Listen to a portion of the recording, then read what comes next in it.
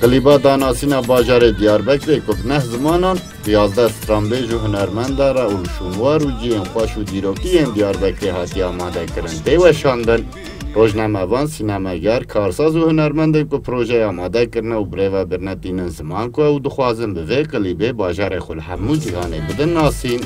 Çêkerê projeyê karsaz û geştyarkar Serdar Batûrayê radgîne ku bajarê Diyarbekirê û Mezopotamya xwedî dîrokeka qedîm û dewlemend e û wan bi vê projeyê dest pê kiriye lê dê bi projeyên nû hemû herem û deverê jî bidin nasîn. Büyük emekler verdik arkadaşlarla beraber. Me bi hevkarên projeyê re piştî ket û xebatekê dirêj proje amade kir. Gela Diyarbekirê û baxçeyên Hevselê ku mîrateyên mirovahiyê ne. Gela Zerzevanê şûnên destpêka şaristaniyan û xweşiyên Diyarbekirê bi dengên xweş yên ji zimanên cuda re têne pêşkêşkirin. Ez spasiyên xwe pêşkêşî hunermendên hevkarî kirîne û hevalên ku ke dewan derbas bûyî dikin.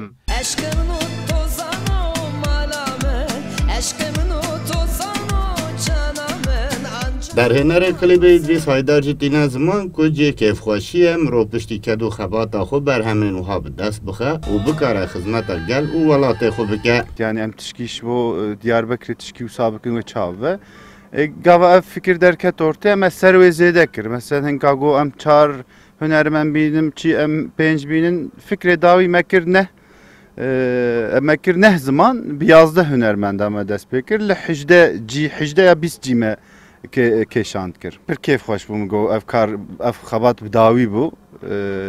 Xweş bû navê îro ro fêda ku li vî welatî li vî însanê ew bive. Ji hemû were tişkî baş e yani em pir kêf xweş bûn. Radibim tu tê bîramê Rudenim tu tê bîramê. Müzîkşen Vural jî di projeyê de hem bi zimanê erebî stran dibêje hem jî pêvajoya çêkirina projeyê de berdewamî cî girtiye. Bana böyle bir projeyle geldiler. Dema ku behsa projeyê kirin ez gelek kelecanî bûbûm û wek dildarekî vî bajarî derfet peyda bû ku ez tiştekî baş bikim. Ez bi erebî nizanibûm lê piştî mehekî xebatê strana bi erebî min xwand. Ez ji 5 saliya xwe ve stran dibêjim û ew 5 salê jî wek profesyonelî karê müzîkê dikim. Cirane Allah Allah min aynekî maşallah Cirane Allah Allah. Rojnamevan Ramazan Demir jî pêvajoya destpêkirina projeyê wiha ragihand. Kendisi ne yapabiliriz diye. Em 4-5 kesên ku karên cuda dikin li gel hev dişêwirin û fikreke bi vî rengî peyda bû.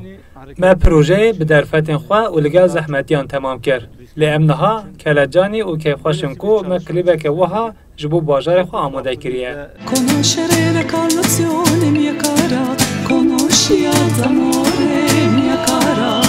Di klîba danasîna Diyarbekirê de bi du zaravayên Kurdî, Kurmancî û Zazakî, Tirkî, Erebî, Farsî, Elmanî, İtalî, İngilîzî û Suryanî li ciyên dîrokiyên cuda stran hatine gotin.